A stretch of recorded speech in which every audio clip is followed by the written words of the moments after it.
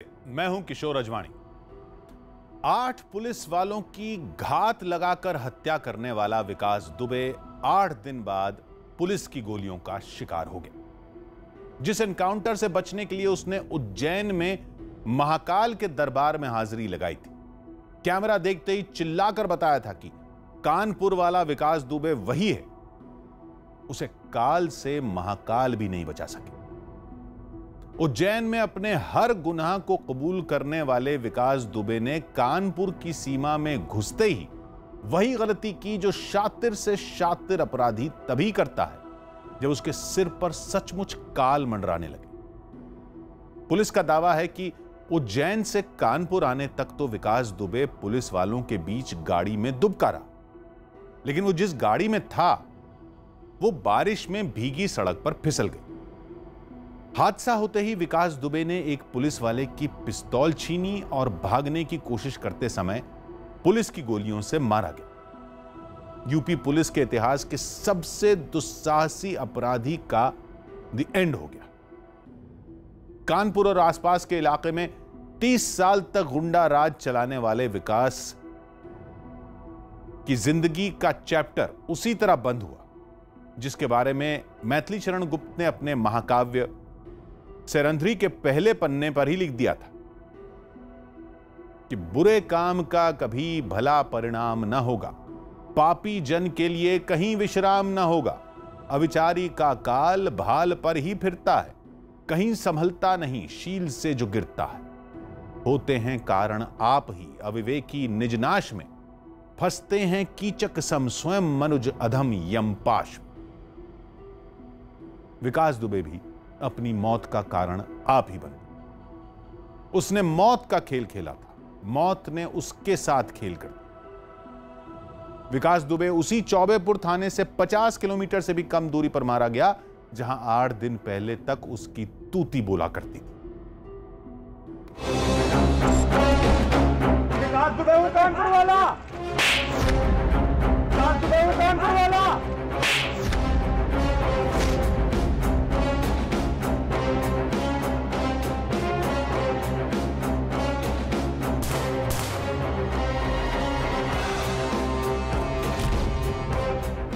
विकास दुबे का खात्मा हो गया। इस वक्त मैं कानपुर के उसी स्थान पर खड़ा हूं जहां से एसटीएफ की टीम इसे उज्जैन से लेके कानपुर ला रही थी और आज इसे पेश होना था। कानपुर गोलीकांड के गुनहगार का खेल खत्म।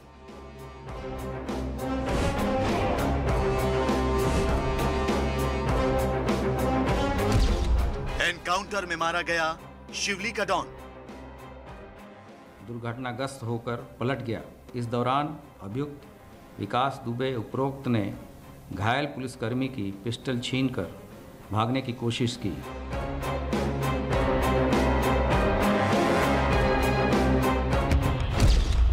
आठ दिन 175 घंटे और विकास का काम तमाम।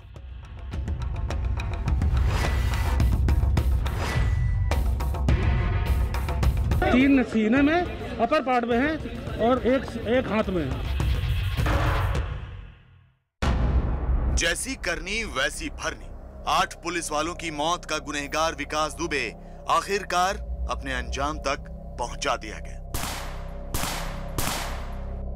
उज्जैन से कानपुर लाते वक्त विकास दुबे भागने की कोशिश कर रहा था, लेकिन पुलिस की गोलियों ने उसके शरीर को छलनी कर दिया। गैंगस्टर विकास दुबे की खून से लथपथ लाश अपराध के उस अध्याय के अंत की कहानी बयां कर रही थी जिसने कानपुर और उससे सटे इलाकों में दहशत का साम्राज्य खड़ा कर रखा था।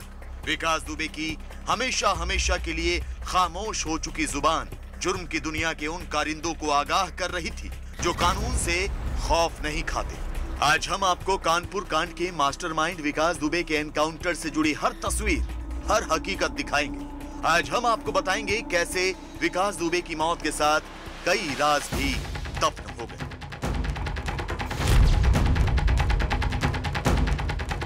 लगातार 6 दिनों तक पुलिस को छकाने के बाद 9 जुलाई यानी गुरुवार को विकास दुबे महाकाल की नगरी उज्जैन से गिरफ्तार किया जाता है। मध्य प्रदेश पुलिस उसे उत्तर प्रदेश पुलिस और एसटीएफ के हवाले कर देती है, जिसके बाद सड़क के रास्ते पुलिस उसे लेकर कानपुर के लिए रवाना होती है।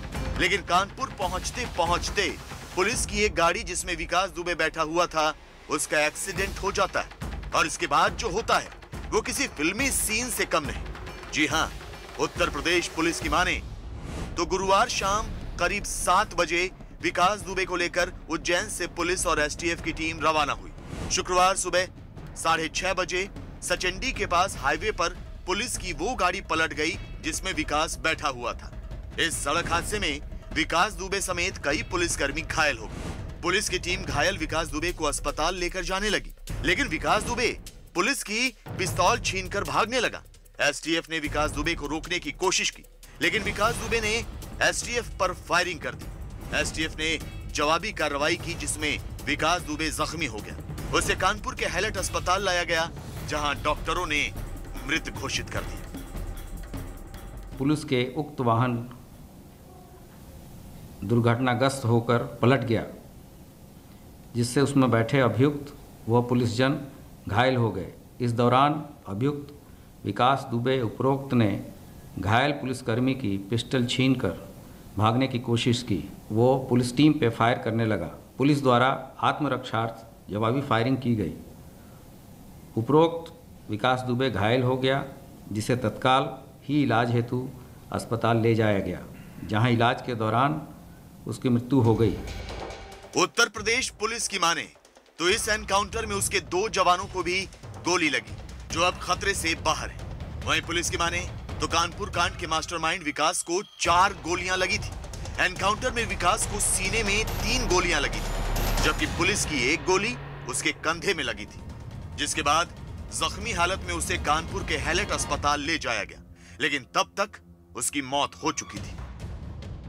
तीनों का 2 का भी हम सीटी करवा रहे हैं। मल्टीपल इंजरी है, लेकिन ऐसा नहीं, खतरे से बाहर है और वाइटल मेंटेन कर रहे हैं। वाइटल उनका बीपी डाउन था। अभी डॉक्टर ने जो ट्रीटमेंट दिया है मैंने देख लिया है। नहीं, डॉक्टर ने जो बताया ब्रॉड डेथ थे उनके। 3 सीने में, अपर पार्ट में है और एक हाथ में है। कानपुर हाईवे पर मौजूद यही वो जगह है जहां विकास दुबे मुठभेड़ में मार गिराया गया। पुलिस की माने तो विकास दुबे हाईवे से एक गांव की तरफ जा रहे कच्चे रास्ते की ओर भागा, लेकिन इससे पहले कि वो ज्यादा दूर तक जाता, पुलिस की गोली का निशाना बन गया। विकास दुबे के खून के निशान अब भी यहाँ मौजूद है। विकास दुबे का चप्पल भी यहाँ पड़ा हुआ है। यहाँ काले रंग का एक बैग भी मिला, एक चाबी और कुछ सिक्के भी मिले। तो मौके से फॉरेंसिक की टीम ने तमाम सबूत इकट्ठा कर लिए। वहीं पुलिस के मुताबिक यूपी 70 AG 3497 नंबर की यही वो गाड़ी है जिसका एक्सीडेंट हो गया था, और इसी गाड़ी से विकास निकलकर भागने की कोशिश कर रहा था। जो सबवे वाला रास्ता है, ये सबवे रास्ता जाता है उन लोगों उन व्हीकल्स के लिए है जो 2 व्हीलर्स हैं या जो यहाँ की जुगाड़ गाड़ी या किसी का ट्रैक्टर इस पैसेज से निकलता है। और यहाँ से एक रास्ता गांव के लिए, यहाँ का जो फिबर है, जो पैसेज लाइन है उसको काटा गया है। उसमें गाड़ी मिट्टी पे या जो डामर रोड है उससे स्कीड करके यहाँ आती है। गाड़ी में निश्चित तौर पर स्पीड रही, क्योंकि जो हमारे सूत्र बताते हैं कि अकबरपुर टोल तक लोगों ने पीछा किया है। कुछ उसमें मीडिया किसी का स्टिकर लगा के सुरक्षा के पॉइंट ऑफ व्यू से वो ठीक से पहुंचे, उसके लिए टीम्स बाकायदा लगी थी। हर बॉर्डर पर सीओस की ड्यूटी लगाई गई थी, एसओस की। इससे ठीक थोड़ी दूरी पर जो सर्कल लग जाता है, जिसे अकबरपुर सर्कल कहते हैं, कानपुर देहात का अकबरपुर सर्कल का जैसे ही पुल पार हुआ, जिसे रायपुर का बम्बिया पुल कहते हैं, रायपुर बम्बिया पुल पार करने के बाद गाड़ी स्पीड में डेफिनेटली रही होगी। और बारिश, बहुत तेज बारिश हो रही थी, उसमें कहीं ना कहीं पहिया स्कीड किया है। स्कीड करने के बाद कच्ची मिट्टी पर उतरा है और गाड़ी ओवरटर्न हुई है। यूपी पुलिस से बचने के लिए विकास दुबे उर्फ शिवली का डॉन भागता फिर रहा था, कभी फरीदाबाद तो कभी उज्जैन। लेकिन महाकाल की चौखट से पुलिस के शिकंजे में आने के बाद विकास दुबे 24 घंटे भी जिंदा नहीं रह सका। विकास की गिरफ्तारी गुरुवार को उज्जैन में सुबह 9:30 बजे हुई और शुक्रवार सुबह 6:30 बजे वो मौत की नींद सुला दिया गया। कानपुर का बदमाश कानपुर में ही ढेर कर दिया गया। तो एनकाउंटर वाली जगह पर लोगों की भीड़ इकट्ठा होने लगी। इस कुख्यात अपराधी के मारे जाने पर न सिर्फ यहाँ के लोग खुश नजर आए, बल्कि प्रशासन और पुलिस जिंदाबाद के नारे भी लगाने लगे। बहुत ही प्रसन्न है, बहुत ही खुश है। आज विकास युग का अंत हो गया, एक आतंक युग का अंत हो गया। इतनी प्रसन्नता है कि व्यक्त की नहीं जा सकती। जो 20 वर्ष पहले हो जाना चाहिए था, वो आज हो पाया। जुर्म की दुनिया के विकास के मारे जाने पर कानपुर समेत काशी में भी लोगों ने जश्न मनाया। उत्तर प्रदेश के अपराधी हैं, उनको ये सबक है कि ऐसा काम करोगे तो ऐसा तुम्हारे साथ तुरंत इनकाउंटर होगा। यही नहीं, कानपुर कांड में शहीद हुए पुलिस कर्मियों के घर वाले भी विकास का हिसाब होने से खुश नजर आए। मैं ये सोच रहा हूँ कि आज वो भी कफन लपेटा जाएगा, इससे मुझे खुशी है।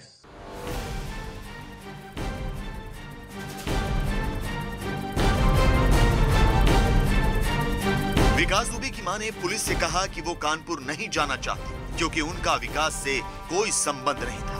गुरुवार तक महाकाल की कृपा से बचने की बात करने वाली विकास की मां शुक्रवार को घर से बाहर ही नहीं निकली। यूपी पुलिस ने विकास दुबे का एनकाउंटर किया है।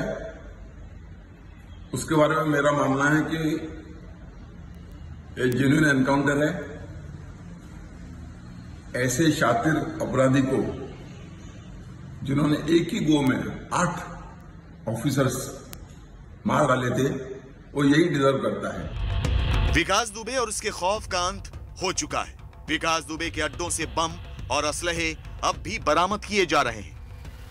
बिकरू गांव से लेकर उसके छिपने के तमाम अड्डों पर पुलिस की पड़ताल जारी है। विकास की पत्नी और उसके बेटे को पूछताछ के बाद फिलहाल छोड़ दिया गया है। यूपी पुलिस विकास दुबे के सताए लोगों को 30 साल में इंसाफ तो नहीं दिला पाई, लेकिन उसने 8 पुलिस वालों की मौत का बदला जरूर ले लिया। जिन 8 पुलिस वालों के घर बीते शुक्रवार यानी 3 जुलाई के वक्त के दिन विकास दुबे और उसके गुर्गों के खूनी खेल की खबर पहुंची थी, उनको ठीक 8 दिन बाद शुक्रवार के दिन ही सुबह सुबह जब विकास दुबे के मारे जाने की खबर मिली तो उन्हें बदला लेने जैसा ही सुकून मिला। वैसे देखें तो इन 8 दिनों में सिर्फ खूनी इंतकाम का ही दौर चलता रहा। उज्जैन में एक दिन पहले जब विकास दुबे पकड़ा गया तो उसने खुद बताया था कि उसे सीओ देवेंद्र मिश्रा से बदला लेना था, क्योंकि देवेंद्र मिश्रा उसके गुंडा राज का खात्मा करने पर आमादा थे। विकास दुबे ने ही बताया कि देवेंद्र मिश्रा से चौबेपुर के थानेदार विनय तिवारी को भी बदला लेना था, क्योंकि वो विनय तिवारी और विकास दुबे की सांठ-गांठ की लगातार शिकायत कर रहे थे। विनय तिवारी पर ही आरोप है कि सीओ की अगुवाई में दबिश डाले जाने की खबर उन्हीं की बदौलत विकास दुबे तक पहुंची थी। बदला लेना था, इसलिए विकास दुबे और उसके गुर्गों ने सीओ देवेंद्र मिश्रा को बेरहमी से मारा। बताते हैं कि कुल्हाड़ी से उनका पैर भी काट डाला था, क्योंकि उन्होंने विकास दुबे का दूसरा पैर भी तोड़ देने की धमकी दी थी। उसका एक पैर सहारनपुर में टूट गया था जब वो एक जमीन पर कब्जा करने गया था और वहां दूसरा पक्ष विकास दुबे पर भारी पड़ गया था। विकास दुबे ने देवेंद्र मिश्रा से बदला चुकाया, जबकि वो सिर्फ अपना फर्ज निभा रहे थे। बाकी 7 पुलिस वाले भी फर्ज पर ही कुर्बान हो गए और इसी के बाद शुरू हुआ पुलिस का बदला, जो विकास की मौत के साथ पूरा हो गया। कम से कम उन 8 शहीद पुलिस वालों के घर वाले तो ऐसा ही मान रहे हैं। वैसे पुलिस वालों से अपने खूनी बदले की जो कहानी विकास दुबे ने सुनाई थी, उसी के बाद यह तय माना जा रहा था कि उसके जुर्म का हिसाब अदालत के बजाय पुलिस की गोलियों से ही हो सकता है। वो क्या है कि विकास दुबे ने 2-3 जुलाई की रात की हर बात कबूल की, लेकिन वो यही बताता रहा कि उसने अपनी हाथों से गोली नहीं चलाई। मतलब साफ था कि वो अदालत में भी यही रट लगाने वाला था। उसे मालूम था कि अदालत से सजा तभी मिलेगी जब पुलिस बिना शक व शुबह के उसका जुर्म साबित करे। जुर्म साबित करने के लिए सबूत और गवाहों की जरूरत पड़ती। अंधेरी रात में सबूत जुटाना पुलिस के लिए आसान नहीं होता, और गांव में विकास दुबे की दहशत के आगे कोई गवाह सामने नहीं आता। वो कुछ महीने या कुछ साल बाद शायद जमानत पर छूट जाता, नहीं भी छूटता तो जेल से गुंडा राज चलाता, जैसा कि वो पहले भी करता रहा था। लेकिन वो भूल गया कि ऐसी साजिशों के चूल्हे पर काठ की हांडी बार बार नहीं चढ़ती। विकास दुबे की काठ की हांडी भी जल गई। सिर्फ 8 दिन में उसकी 30 साल की दहशत का अंत हो गया।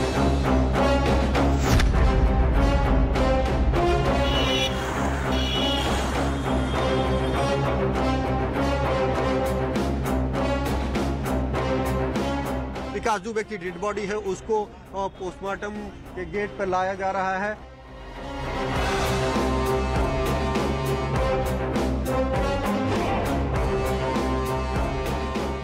का काउंटर हो गया। ठीक कहता है, सरकार जो योगी सरकार बाबू कर रहे हैं वो अच्छा काम कर रहे हैं।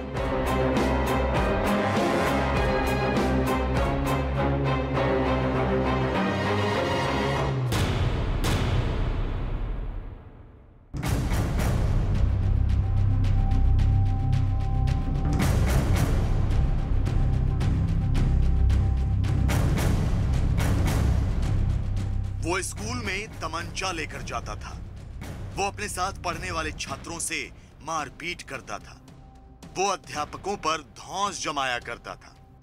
फिर रेडियो ठीक करने का काम करते करते वो जुर्म की दुनिया में दाखिल हो गया। एक ऐसी दुनिया जहां आदमी आ तो जाता है लेकिन चाह कर भी इस दुनिया से लौट नहीं पाता। विकास के साथ भी यही हुआ।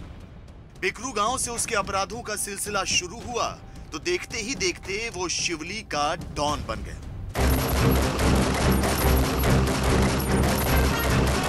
पुलिस से लेकर राजनीतिक दलों तक उसकी पहुंच ऐसी थी कि कोई भी उस पर हाथ डालने की जुर्रत नहीं कर पाता। लेकिन विकास दुबे 8 के चक्रव्यूह में इस कदर फंसा कि उसे अपनी जान से हाथ गंवानी पड़ी। जी, 8 का चक्रव्यूह। विकास दुबे ने 8 पुलिस वालों को साजिश के तहत मारा। इसके बाद वो 8 दिनों तक पुलिस से लुका छुपी करता रहा। फिर 8 जुलाई को फरीदाबाद में उसका पहला सुराग मिला तो गुरुवार को मध्य प्रदेश पुलिस ने उससे 8 घंटे तक पूछताछ की। इसके बाद महाकाल की नगरी उज्जैन से कानपुर आते आते वो मौत की नींद सुला दिया।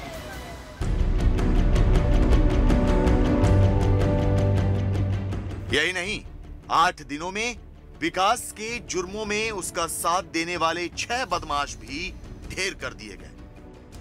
दरअसल विकास के पाप की लंका में उत्तर प्रदेश की पुलिस ने उस दिन से ही आग लगाना शुरू कर दिया था जिस दिन से उसने और उसके गुर्गों ने पुलिस वालों को अपनी गोली का निशाना बनाया था।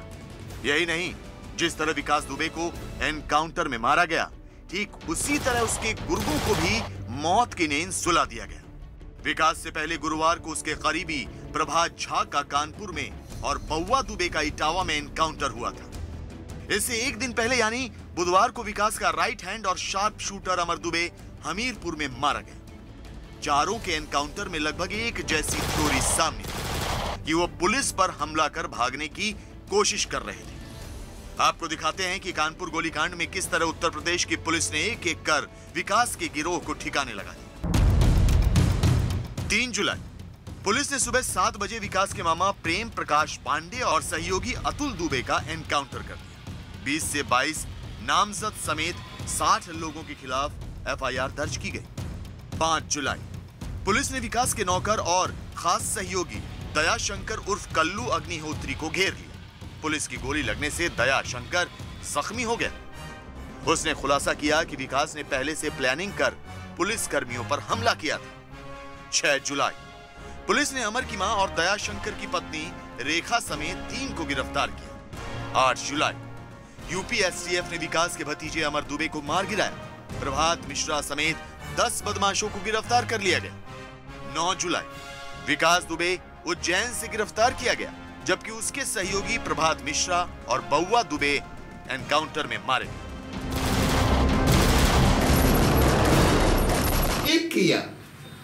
ठीक किया, हाँ भी ठीक किया।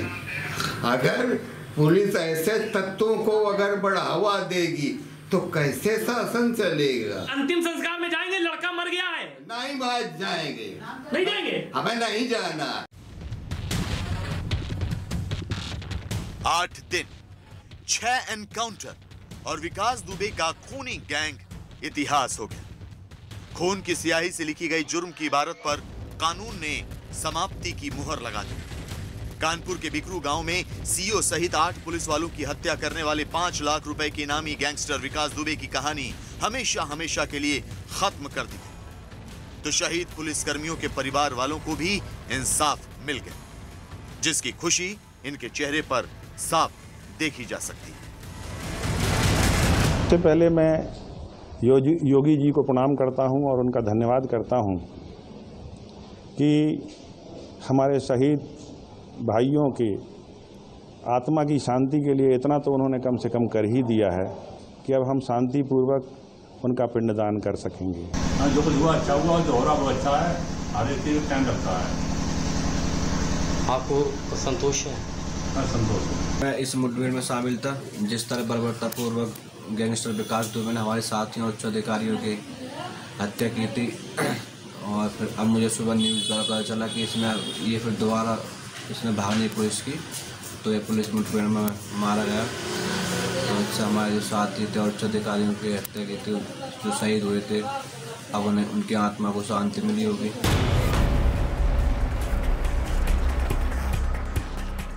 विकास दुबे सालों तक कानपुर नगर से लेकर कानपुर देहात तक लूट, डकैती, मर्डर जैसे जघन्य अपराधों को अंजाम देता रहा। विकास कई बार गिरफ्तार भी हुआ। 2017 में लखनऊ में एसटीएफ ने कृष्णा नगर से उसे दबोचा भी था, तो अपने रसूख के दम पर वो बचता आ रहा था, मगर कानून ने आखिरकार उसे उसके अंजाम तक पहुंचा ही दिया। विकास की क्राइम फाइल आखिरकार बंद कर ही दी।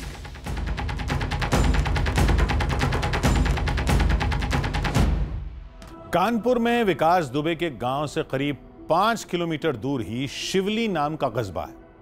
उसकी मौत की खबर मिलते ही शिवली कस्बे में एक घर पर जश्न शुरू हो गया, मिठाइयां बांटी जाने लगी। ये वही घर था जहां 18 साल पहले विकास दुबे और उसके गुर्गों ने बम और गोलियों की बौछार कर 3 लोगों की सरेआम हत्या कर दी थी। यह घर शिवली नगर पंचायत के पूर्व अध्यक्ष लल्लन वाजपेयी का है, जिनसे विकास दुबे की दुश्मनी सिर्फ इतनी सी बात पर शुरू हो गई कि लल्लन वाजपेयी नगर पंचायत अध्यक्ष का चुनाव लड़ रहे थे और विकास दुबे चाहता था कि कुर्सी पर वो खुद बैठे या उसका कोई आदमी।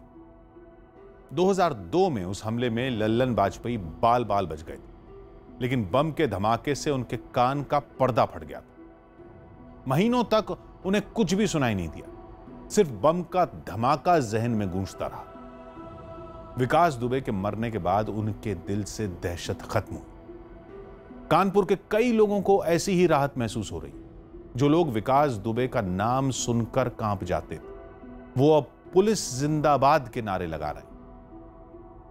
भारतीय परंपरा में मौत का शोक मनाया जाता है, लेकिन विकास दुबे की मौत सबके लिए सुकून का सबब बन गई। उसको जन्म देने वाले उसके माता पिता भी कह रहे हैं कि अच्छा हुआ मारा गया। उसकी मां, जो कल तक उसे महाकाल का भक्त बता रही थी, वो भी उसके शव का अंतिम संस्कार करने के लिए भी तैयार नहीं।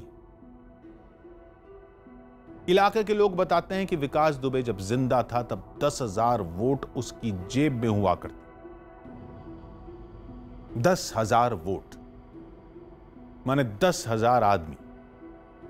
लेकिन आज उसकी अर्थी को कंधा देने के लिए 4 लोग भी तैयार नहीं। उसकी दहशत का बोझ ही मुश्किल से कंधे से उतरा है। उसे दोबारा कोई कंधे पर नहीं लादना चाहता। विकास दुबे जैसा अंत ना हो, इसीलिए कबीरदास ने समझाया था कि कबीरा जब हम पैदा हुए जग हंसे हम रोए, ऐसी करनी कर चले हम हंसे जग रोए। विकास दुबे ने इसका ठीक उल्टा किया। उसने पूरी जिंदगी लोगों को रुलाया, उनको मारा, सताया, धमकाया। नतीजा सबके सामने। उसकी मौत का किसी को अफसोस नहीं बल्कि खुशी है। हां, कुछ लोगों को यह मलाल भी है कि उसकी मौत इतनी देर से क्यों आई। 47-48 साल की उम्र थी विकास दुबे की। वो जिस उम्र में और जिस तरीके से मारा गया, उसे अकाल मृत्यु कहा जाता है, जिसका कानपुर में ढेर सारे लोग उत्सव मना रहे हैं।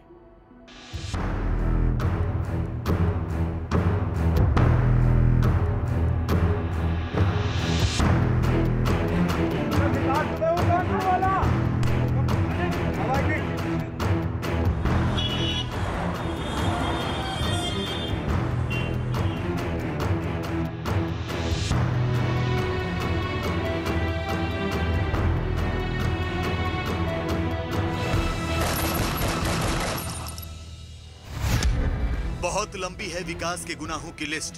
निस्संदेह हमारी पुलिस टीम बधाई की पात्र है, जिन्होंने इतनी तत्परता से कार्रवाई की। भगवान के यहाँ देर है अंधेर नहीं। मुझे न्याय मिलने में 19 वर्ष तक लगे। एनकाउंटर के बाद विकास के गांव में जश्न।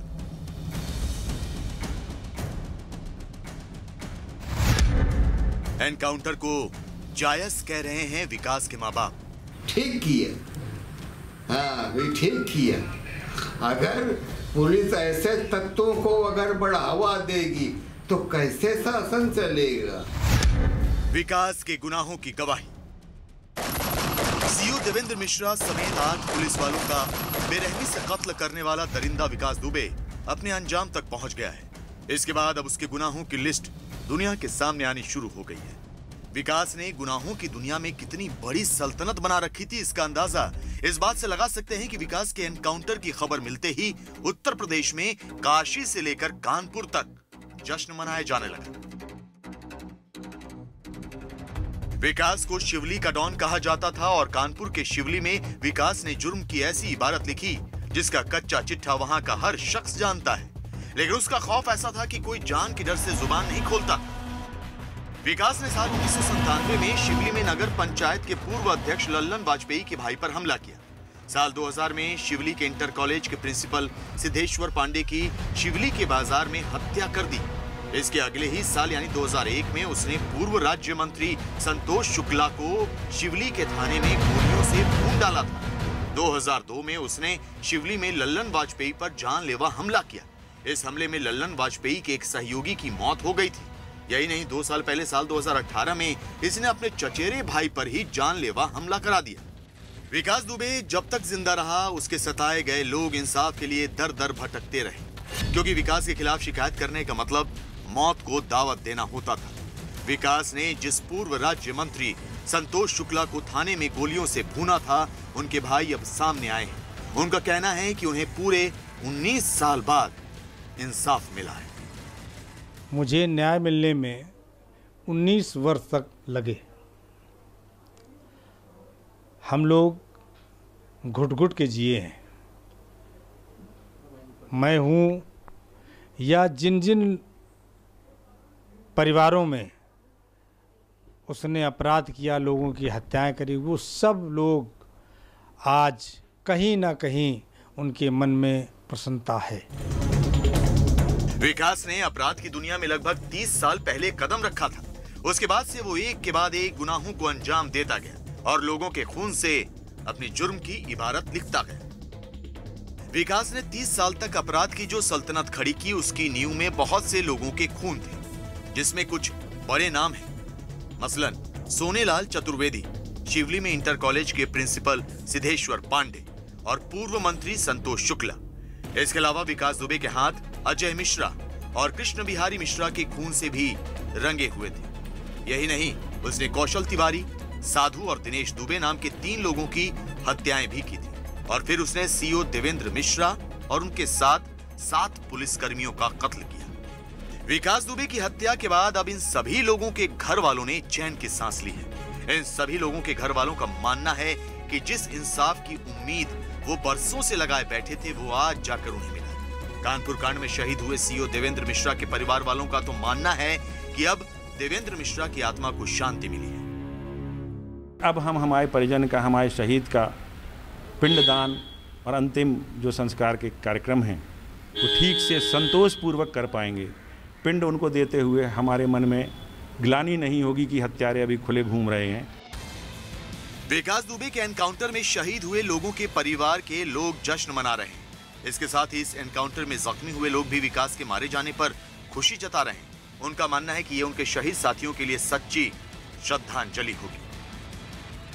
हमारे जो साथी थे और अधिकारियों के हत्या के थे, जो शहीद हुए थे, अब उन्हें उनकी आत्मा को शांति मिली होगी और मुझे भी थोड़ा सुकून मिला है। इससे अब पुलिस का थोड़ा जनता विश्वास पैदा हुआ है। विकास ने अपने पड़ोसियों और गांव वालों की जिंदगी नर्क बना रखी थी। उसकी मौत के बाद उसके गांव में भी अब जश्न मनाया जा रहा है और उसके गुनाहों की गवाही उसके ही गांव वाले दे रहे हैं। बिल्कुल ईद जैसा ही एकदम से, जैसे ईद में हम लोग खुश होते हैं, मान लीजिए जिसके मरने से उससे ज्यादा खुशी है। उससे कई गुना ज्यादा हमें खुशी महसूस हो रही है कि ये मर गया, क्योंकि हम लोग आजाद हो गए, कम से कम खुल के जी सकते हैं ना। विकास के गुनाहों की गवाही देने वाले सैकड़ों लोग हैं, लेकिन सबसे बड़ी गवाही उसके परिवार की है। विकास के माता पिता ने उसका शव तक लेने से इनकार कर दिया और दूसरे रिश्तेदार भी खुद को विकास के नाम से जोड़े जाने से परहेज कर रहे हैं। 15 साल पहले एक फिल्म आई थी, सरकार।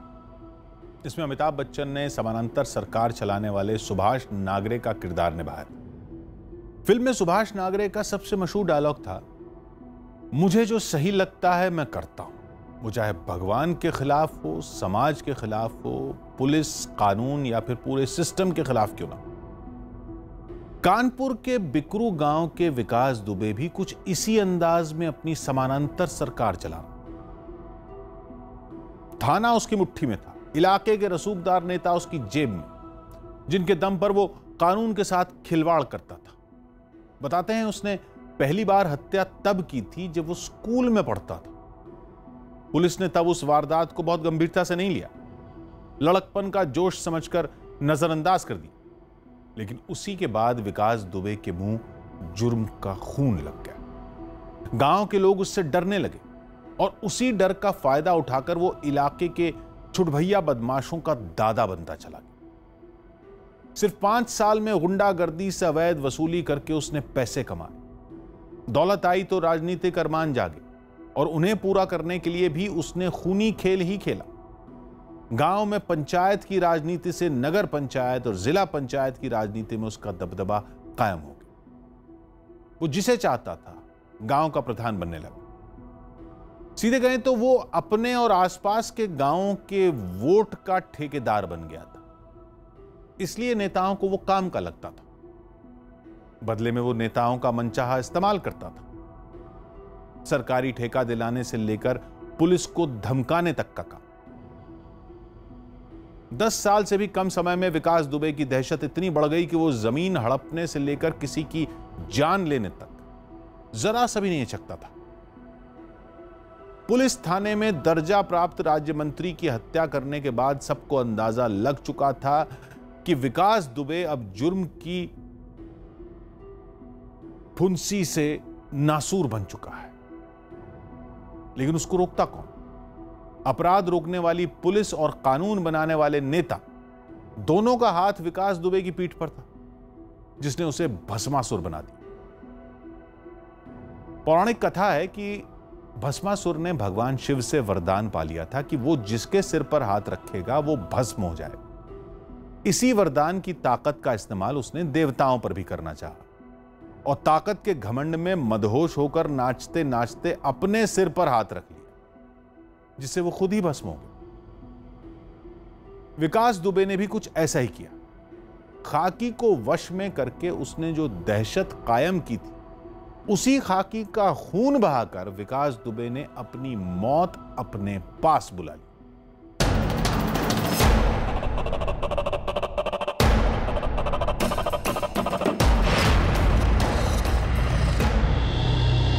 जुर्म की दुनिया में कुख्यात हो चुका विकास दुबे अब भले ही मौत की नींद सो चुका हो, लेकिन जिस तरह उसने इतने सालों तक अपना दबदबा कायम रखा, एक के बाद एक वारदातों को अंजाम देता रहा और उसका बाल तक बांका नहीं हुआ, उससे साबित होता है कि अपराध करना और उससे बच निकलना भी विकास को बखूबी आता था।